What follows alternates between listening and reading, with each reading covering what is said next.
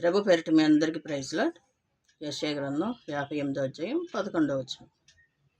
నీవు నీరు కట్టిన తోటవలెను, ఎప్పుడు ఉబుకుచుండు నీటి ఓటవలెను ఉందువు. మంచి ఆశీర్వాదకరమైన వాగ్దానం.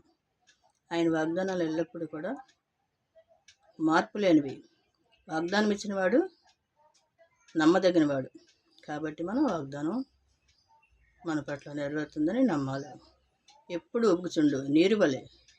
నీరు కట్టిన తోట పచ్చగా ఎంత బాగుంటుందో, చక్కగా ఉంటుంది. అదేవిధంగా మన జీవితాలు కూడా, మన బిడ్డల జీవితాలు, మన వారి పిల్లల జీవితాలు అదేవిధంగా నీరు కట్టిన తోట వలె ఉంచుతా అంటున్నాడు.